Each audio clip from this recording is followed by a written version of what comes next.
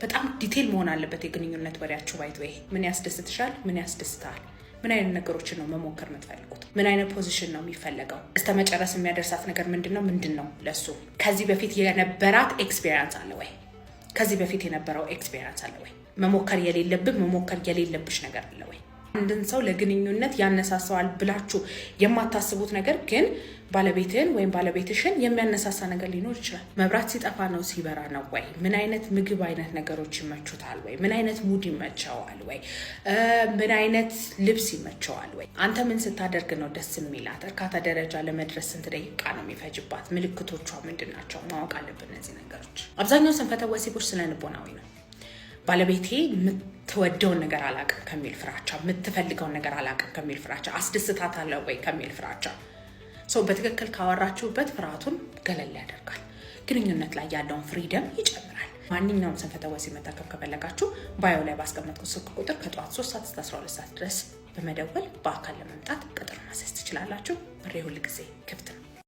ቶሎ መጨረስ ችግሩ እንግዲህ ከመጀመሪያው ጀምሮ ነው የመጣው ወይስ ከጊዜ በኋላ ነው? ሲቪየር ነው፣ መካከለኛ ነው፣ ማይልድ ነው የሚለው ይታይና የሕክምና አማራጮች እንሰጣለን። ቶሎ መጨረሱን ሊያስተካክሉላችሁ የሚችሉ መድኃኒቶች እንሰጣለን።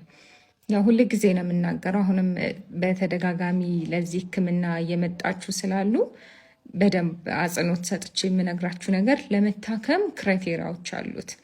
አንድ ሰው በአንድና በሁለት ግንኙነት ቶሎ ስለጨረሰ መጥቶ መታከም አይችልም። ግንኙነቱ አንደኛው ሬጉላር ግንኙነት የነበረው ወንድ ባለፉት 6 ወር ውስጥ ተመሳሳይ ቆይታና ያ ማለት 3 ደቂቃና ከዛ በታች የነበረው ወንድ ነው መታከም የሚችለው። አሁንም ደግሞ ግንኙነት ውስጥ ያለ ወንድ ነው መታከም የሚችለው እንጂ የሆነ ጊዜ ላይ ግንኙነት ሳደርግ በጣም ፈጥኖብኝ ነበርና አሁን ላይ ቀድሜ ለመታከም ነው ብለው የሚመጡ ወንዶች ስላሉ እንደዛ አይነት ህክምና የለም። ከረንትሊ ያለ የግንኙነት ህይወት መኖር አለበት ወይም ደግሞ ከዚህ በፊት እኔና ፍቅረኛዬ ከተዋወቀን 3 ወር ሆኖናል። የተዋወቅነው በቲክቶክ ነው። እናወራለን፣ ተግባብተናል። እኔም ወድጃታለሁ፣ እሷም እንደወደደችኝ ትነግረኛለች። ኒካም እንደምናስር ተነጋግረን ሁሉ ነገር ተግባብተናል። ከዛ በኋላ በመሀል ቅር ተባባለን። ከዛ ግን ቅር ብንባባልም አልተኮራረፍንም ነበረ፣ እናወራ ነበር። ማውራታችን አላቆምንም። እኔ ግን በየመሀሉ እሷ ላይ የማይሆኑ አንዳንድ ባህሪዎችን ማየት ጀመርኩኝ። ሌሊቱን ሙሉ ከኔ ጋር ቻው ተባብለን ስልክ ከዘጋም በኋላ እሷ ሌሊቱን ሙሉ 9 ሰዓትም የትኛውም ሰዓት ነቅቼ ወደ ስልኬ በምገባበት ሰዓት እሷን ኦንላይን ላይ ነው ማገኛት። የሆነ ጊዜ ኢሞ ግሩፕ ላይ ኢንቫይት አለችው ማለት ነው። ከዛ በኋላ እዛ ግሩፕ ላይ ስገባ አንዱ ልጅ ማነህ ብሎ ጠየቀኝ። አንተ ማነህ ስለው እኔማ ባሏ ነኝ ብሎ አለኝ። ከዛ ከግሩፑ ወጣሁኝና ለእሷ ቴክስት አደረግኩላት። ማን ነው ምንድን ነው እንደዚህ የሚለው ስላት ዝም ብሎ ጓደኛዬ ነው ብላ አለችኝ። እና አንዳንድ ነገሮች እያስደበሩኝ ነው፣ ምን ማድረግ እንዳለብኝ አላቅም፣ አማክሮኝ እያለ ነው ማለት ነው። ሲጀምር ማምለጥ ነው እንጂ ያለብህ ባሌ ነው እያለ እዛ ጋር ነበር አይደለ? አንተን ፍቅረኛዋ እንደሆንክ ልትጋቡ እንደሆነ ከአንተ ጋር እያወራች ነው አይደለም? ስለዚህ ያኛው ልጅ እሷ ግሩፕ ላይ ሆና አንተን ጠርታክ ከእነሱ ጋር ልታስተዋውቅህ ጠርታክ ያኛው ልጅ ባሌ ነው ብሎ እሱን ሲያስተዋውቅ አንደኛ አንተም ከዛ ከግሩፑ ዝም ብለህ መውጣት አልነበረብህም። ሁለተኛ ነገር ደግሞ ከወጣሁ በኋላ ራሱ ማለት ነው ና ብላ ተመልሳ ጠርታ እዛ ግሩፕ ላይ እሱ ነው ባሌ ብላ ልታስተዋውቅህ ይገባ ነበረ። ሲጀመር የኢሞ ግሩፕ አሁን ላይ እየተሰበሰበ ያሉት ጸሎት ከምታደርጉ ውጭ፣ አሁንም ደግሞ አለው በየትኛውም እምነት ያላችሁ ጸሎት ከምታደርጉበት ውጭ ተገናኝታችሁ ጸሎት ምናምን ከሚደረግበት ግሩፕ ውጪ በጣም በጣም በጣም ቆሻሻ የሆኑ ስራዎች እየተሰራባቸው እንደሆነ በጣም ብዙ ሰው ነው የሚልክልኝ ኢንቦክስ። አራ አቅርቢ ስለ ኢሞ ተናገሪ ምናምን ማርያምን እውነቴን ነው። እና በጣም ነው የሚያስጠላው። እንደዚህ አይነት ግሩፕ ውስጥ ከሆነ ያለችው ምንም ማድረግ አትችልም፣ አምልጥ። ሲቀጥል ደግሞ በመጀመሪያ ካላስተዋወቀች ያኛውን ልጅ ባሌ ነው ብሎ አፉን ሞልቶ ለአንተ ሲናገር እየሰማች ጸጥ ብላ ወጣ ዝም ብሎ ነው ብላ ካለች ማምለጥ ነው ያለብህ። እዛም እዚህም ናት ማለት ነው፣ እዛም እዚህም እያለች ነው። እና በተረፈ ፈጣሪ ይርዳህ። ያላችሁን ሀሳብ አስተያየት አስቀምጡለት። ፎሎ እያደረጋችሁ እዚህ ጋር አስቀምጥላችኋለሁ። ትንሽ ረዘም ስለሚል ነው፣ ምናልባት በመሀል ቅልቅል ካደረጉኝ ማለት ነው። በጣም ያልቀረበሽ ያለመደሽ ወንድ ያስታውሳል። የሚሆነው ለምንድን ነው? አንቺ የምታደርጊው ነገር የምትናገሪው ነገር ልብ ብሎ ይሰማል፣ ያያል። ምክንያቱም የአንቺ ደስታና ፍላጎት ለሱ ማተር ያደርጋልና ያ ደስታ አንቺን ለመስጠት ምን እንደሚያስደስትሽ ምን እንደሚያስከፋሽ ማወቅ አለበት። ለዛ ነው በስርዓት የሚሰማሽም እነዛ ነገሮችም በዲቴይል የሚያስታውሳቸው። አምስተኛ ከአንቺ ጋር የሚገናኝበት እድል ይፈጥራል። ደፍሮ እንድትገናኙ አይጠይቅሽ ይሆናል፣ ደፍሮ ወደ አንቺ አይመጣ ይሆናል። ግን ደግሞ አጋጣሚ ነው በሚል ልትገናኙባቸው የምትችሉ እድሎችን ይፈጥራል። የክላስሽ ልጅ ከሆነ አብራችሁ አሳይመንት የምትሰሩበት፣ የሥራ ባልደረባ ከሆነ አብራችሁ የሆነ ታስክ የምትወስድበት ሁኔታ እየፈጠረ አብራችሁ ጊዜ የምታሳልፍባቸው እድሎች ግን ደግሞ በሚስጥር ሲፈጥር ታያለሽ። ወይም ደግሞ መንገድ ላይ ተደጋጋሚ በአጋጣሚ ታገኘዋለሽ፣ ግን ደግሞ አጋጣሚ ላይሆን ይችላል። ይህ ቪዲዮ ጠቃሚ ኢንፎርሜሽን ካገኘሽበት ላይክ ማድረግ እናረሽ። እንደዚህ ጠቃሚ የሪሌሽንሺፕ ቪዲዮዎች እንዲደርስሽን ፎሎ አድርጊ። አብራክ ያለች ሴት የምትወድ ከሆነ ወደፊቷን ካንተ ጋር የምታስብ ከሆነ ማለት ነው ምን እንደምታደርግ ታውቃለህ? ትጸልይላለች። ለሁሉም ነገር ትጸልይላለች። ባሌ ዶክተር ነው፣ ጎበዝ ዶክተር፣ ምስጉን ዶክተር፣ ማህበረሰቡን ለማገልገል የእውነት ታጥቆ የተነሳ የሰዎችን ችግር ሲፈታ በጣም የሚደሰትና የሚኮራ ሁሌም በሙያው በቀናነትና በመልካምነት ለማገልገል የሚተጋ ዶክተር ነው። ለእኔ ደግሞ የ15 ዓመት ባሌ፣ ወዳጄ፣ ጓደኛዬ፣ ሁሉ ነገሬ ነው። ታዲያስ ከአንዲት ቆንጆ ወጣት ሸበላ ቀልቃላ ልጅ ጋር ልብን ያለ ፍቅር ያዘው። እልም ያለ ውዴታ ውስጥ ገባ። ያንን ያወቅኩ ዕለት የተዳፈነው አውሬነቴ ወጣ፣ እንደ እብድ አረገኝ። አልያዝ አልጨበጥ አልኩኝ። የቤቴን ዕቃ ሁሉ ፈጀሁት።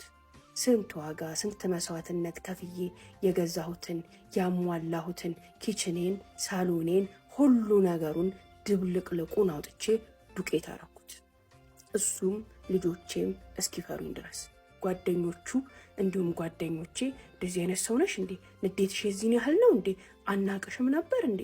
ከአንድ ከተማረ ሰው የሚጠበቅ አይደለም፣ እንዳንቺ ካለች ዶክተርም የሚጠበቅ አይደለም እያሉ በጣም እስኪናደዱብኝ ድረስ ንዴቴና ቁጣዬ ከሱ ተግባር በላይ እኔ ላይ እንዲናደዱና እንዲቆጡ እስኪያረጋቸው ድረስ አውሬ ሆንኩኝ። እኔም በሙያዬ ዶክተር ነኝ። ነገር ግን ዶክተርነቴ ወረቀት ላይ ነው የቀረው። ከትምህርት ቤት ከወጣው በኋላ መድረክ ላይ ዶክተር እከሌ ተብዬ ከተሸለምኩኝ፣ ከተወደድኩኝ፣ ከተሞገስኩኝ በኋላ የሚገባኝን አገልግሎት ለራሴም ለማህበረሰቤም አልሰጠው። ዲግሪዬም ግድግዳ ላይ ተንጠልጥሎ ወረቀቴ ደግሞ አቧራ ቅሞ ቁጭ ብሏል። ለምን አትኝም? እሱን አግብቼ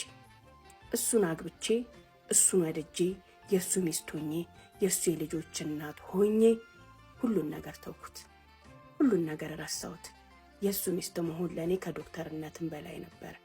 ልጆቼን ማሳደግ ለእኔ ከስራም ከደሞዝም ከክብርም ከውዳሴም በላይ ስንት ዓመት ቤተሰቦቼም ራሴም አይኔ እስኪቃጠል ያጠናሁትን የለፋሁበትን የደከምኩበትን ሁሉ እርግፍ አድርጌ ትቼ የቤት እመቤት ስሆን፣ እናት ስሆን፣ ሚስት ስሆን ለደቂቃ እንኳን አላቁማማሁም ነበር፣ አልተሰኘሁም ነበር። አንድም ቀን ውስጤ ላይ ያ ሁሉ የለፋሁበትን ነገር አስቀምጬ መቅረቴ ግን ትክክል ነው ብዬ አስቤበት አላቅም ነበር። ሀውለት ይገርምሻል። ነገር ግን ዛሬ ያ ሁሉ ነገር አልፎ ባሌ በ40 ዓመቱ ፍቅር ያዘኝ እያለ ሲንቀዋለል ትዕግስትና ሰብር አሳጥቶ አውሬ ያደረገኝ ወሬ መጨረሻ ራሴኑ ዋጋ አስከፈለኝ ትለናለች። እንዴት ናችሁ ዶቼ? ደህና ናችሁ? አብራችሁ ስለሆናችሁ በጣም አመሰግናለሁ። በጣም የሚገርመኝ ነገር ንፉግነት ይሁን አለማስተዋል ይሁን አላቅም፣ በአንድ ቀን 400,000 ሰው ያየው ቪዲዮ 1,000 ሰው ነው ፎሎ ያደረገው።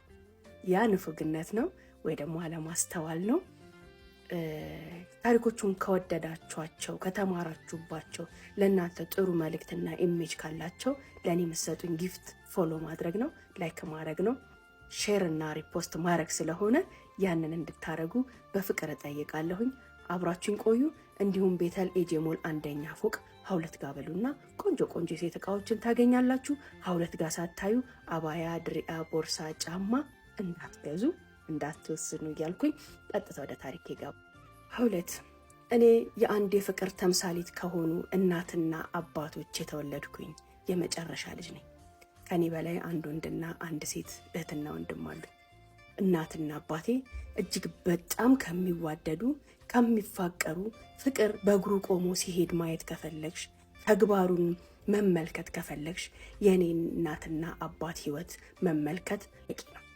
አባቴ እናቴ ለ2 ዓመታት ከባድ የሆነ ጽኑ ህመም ይዟት አልጋ ላይ ስትተኛ አልጋውን እንኳን አልለየም።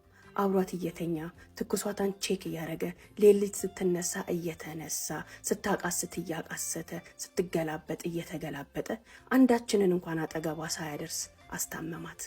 በጣም ነበር የሚወዳት። ራሱ ነበር የሚያበላት፣ ራሱ ነበር የሚያጠጣት የሚያጎርሳት። እንኳን ሰራተኛ ነርስ ይቀርና እኛን እንኳን አያምነንም ነበር።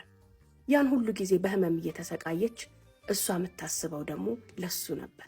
እዛ ህመም ላይ በነበረች ሰዓት እርጅና ዘመናቸው ላይ አልነበሩም። እኔም ልጅ ሆኜ እነሱም ጎልማሶች ሆነው ነበር። ገደልኩህ እኮ፣ ከሰው በታች አረግኩህ እኮ፣ አስረጀሁህ እኮ፣ የምትፈልገውን አድርግ፣ ፈቅጄልሃለሁ፣ ከኔ ጋዚ አትቆራመድ፣ ከኔ ጋዚ አትቦን ትለው ነበር እናቴ። ከሷ ህመም በላይ የሱ ከሷ ጋር መቆራመድና የሱን እሷን ለማዳን ደፋ ቀና ማለት ህመም ይሆንባት ነበር።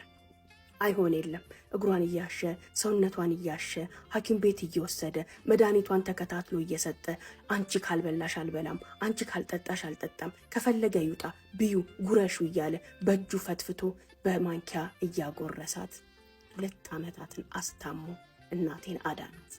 እናቴ ከዳነች በኋላ ቆማ መሄድ ከጀመረች በኋላ ፍየል እያረደ በግ እያረደ ዶሮ እያረደ ራሱ እየቀቀለ ሾርባና ምግብ እያደረገ ቁጭ ብሎ አብልቷት ነበር የሚወጣው። ምሳ ሰዓት መጥቶ ያበላታል፣ እራትም ያበላታል። እምቢ ካለች እኔም አልበላም ብሎ ጥሎ ይወጣል። እሱ እንዲበላ ሲል ስትል በግዷ ትበላለች።